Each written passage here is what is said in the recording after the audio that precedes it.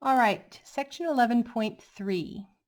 This section deals with two independent samples whose means are being compared. So we're dealing again with a hypothesis test about two samples, and we're dealing with the mean, but instead of pairing them up and each pair having a single value that goes into the test, we're looking at the mean of the two different groups as they compare with each other. So this is more like the one we did in 11.1 where we were comparing the proportions from two different groups. Now we're comparing the mean of two different groups. So we have separate notation. We have mu1, n1, x bar 1, and s1. So mu1 is the mean for population 1, and make sure that you write down which one you're designated as population 1 and which one is population 2. N1 is the size of sample 1, x bar 1 is the mean of that sample, and S1 is the standard deviation of that sample 1. Then you have the same notation for the sample 2. So we're talking about groups that don't have to be the same size. You can compare, as long as they meet the requirements, you can have different size samples that are being used for this comparison. The requirements, obviously the samples are obtained by simple random sampling or data comes from a randomized experiment. The sample data are independent. The populations are normally distributed or the sample sizes are large, greater than or equal to 30, and the sample size is no more than 5% of the population. So again, remember that these are independent as opposed to dependent samples. So independent, in what we did in 11.2, the pairs were chosen together. If you wanted to determine if husbands drink more coffee than wives, you wouldn't pair a husband with someone else's random wife. You would pair that person with his own wife. Here, we're not comparing them person by person or item by item. We're just looking at one group versus another group. So in this case, that's why we talk about the group 1 and group 2. The hypotheses are going to be that the mean of group 1 equals the mean of group 2. That is our null hypothesis. And our alternative hypothesis options are the mean of group 1 does not equal the mean of group 2. That's the two-tail test. The right tail the test is that the mean of group 1 is greater than the mean of group 2, and the left tail test is that the mean of group 1 is less than the mean of group 2. So again, remember here, two groups are being compared and the parameter being tested is the mean. Each group has a mean value and those values are compared. That's what we're using here in the test. So for this one, we're going to use a two-sample t-test, which is number 4 under tests. And one thing to remember, it's going to ask you if you want it pooled. We always say no. Our default is no, but make sure that no is what is highlighted on that because we are not using pooled data for our tests. So for example, for a sample of 1,657 men ages 65 to 74, the mean weight is 164 pounds and the standard deviation is 27 pounds. For a sample of 804 men ages 25 to 34, so we've got two different age groups of men that we're going to compare the mean. The mean weight is 176 pounds and the standard deviation is 35 pounds. Test the claim that the older men have a lower mean weight than the younger men and use alpha equals 0.01. So for the groups, the older men, we have 1,657 of them. The younger men, we have 804. And the older men, the mean is 164 and the standard deviation is 27. And for the younger men, the mean weight is 176. And the standard deviation is 35. So we're going to make our null hypothesis be that mean 1 equals mean 2. In other words, that even though, the samples are going to be different, obviously, but that basically the mean weight is the same for both groups. And our alternative hypothesis, because it says older men have a lower mean weight, and the older men are the group 1, we're going to have our alternative hypothesis be that mu1 is less than mu2. The mean weight of the older men is less than the mean weight of the younger men. We have alpha equals 0.01, And we're going to perform that test, and we need all of this information, a lot like our proportion. So we've got stat, test, this is number 4, and we're going to use stats. We're not going to put values into the lists and make it do all those calculations. That's a possibility, but we're not going to perform it that way on this one. So we've got for group 1, and it asks for it in a different order than this. It asks for X and then S and then N. So make sure that you pay attention to what it's asking for. This is 164. This is 27. N is 1657. And then we look at 2. X bar 2 is 176.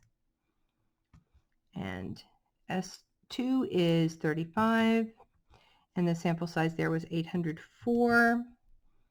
And we are looking at a left tail test. So we choose that.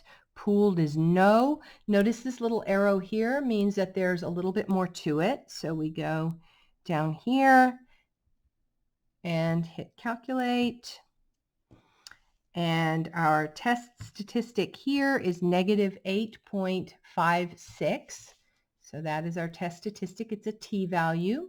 Our p-value, you remember earlier we had a p-value that was very, very small, but it still gave it to us in scientific notation. And this one is so small that it just gives up and says that's 0. That is so small that it's 0, and I don't even want to mess with it. So the probability is given that 0 here. And obviously 0 is less than 0.01. So p is low. So we reject the null hypothesis. So we reject that, and that means that there is sufficient evidence to support the claim that older men have a lower mean weight. We rejected this. That means the evidence supports this, because remember there's only the 2 options, and this, supported by the evidence, is that the older men have a mean weight that is less than the mean weight of the younger men, that was group 2. All right, another example, and then we'll look at a confidence interval for doing this as well, and then that will be the end of our chapter 11 examples. A study of zinc-deficient mothers was conducted to determine whether zinc supplementation during pregnancy results in babies with increased weights at birth. Is there sufficient evidence at alpha equals 0.05 to support the claim that zinc supplementation does result in increased birth weight? So we have 2 groups. We have the groups that were given zinc supplements and the group that was given a placebo. And you can see we had slightly different numbers here. They're close in size, but they don't have to be the same size. And this was 294, and the placebo group was 286 in the sample. So we're going to put all of those in, and we're going to choose stats when we go to that test. So remember, that's the 2-sample t-test, which is number 4. And looking here again, X bar 1 is 3214, 669, and then 294 was the sample size there. For the placebo, X bar 2 was 3088, 728 was the standard deviation, and there were 286 in that group. This is a right tail test. We want to look to see if the supplemented group had higher or larger mean weight at birth than the placebo or non-supplemented group. And so we want the right tail test. And we don't want pooled, and we want to go down here and hit calculate. And so you can see that our test statistic, when we round off to 2 places, is 2.17. Our p-value is 0.015. And so 0.015 is less than 0.05. So p is low, so we reject H0.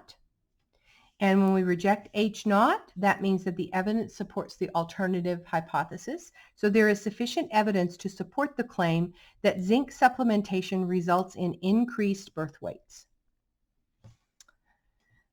All right, the last one we're going to look at is how to do this same kind of test with a confidence interval. And remember on this is going to be a two-tail, as if this was a two-tail test. And we have a randomized trial, tested the effectiveness of diets on adults. Among 40 subjects using the Weight Watchers diet, the mean weight loss after 1 year was 3 pounds with a standard deviation of 4.9 pounds. Among 40 subjects using the Atkins diet, the mean weight loss after 1 year was 2.1 pounds with a standard deviation of 4.8 pounds. Construct a 95% confidence interval estimate of the difference between the population means. Does there appear to be a significant difference in the effectiveness of the population means? And does there appear to be a significant difference in the effectiveness of the two diets? And so this is a two-sample T interval. So we're going to go to stat, tests, and this is down here a little ways. So it's 0, number 0. And we're going to input stats. So in X1, Weight Watchers is our first group. So X bar 1 is 3. Standard deviation is 4.9. And the sample size was 40. And 2.1 for X bar 2. 4.8 is our standard deviation. The sample size was also 40. And remember, these don't have to be the same size, but they can be the same size groups. Our confidence level is 0.95. Pooled is still no. And here is our interval. Negative 1.259 is our lower limit, and our upper limit is 3.0592. This interval does contain 0. A negative lower limit and a positive upper limit means that between those, because this is all the numbers between these, and 0 is between those two numbers. So it contains 0, so there is not a significant difference between the diets because there was not, at the 95% confidence level, there is not a significant difference between the amounts of weight lost on these diets. So we would say there's not a significant difference between the effectiveness of these two diets.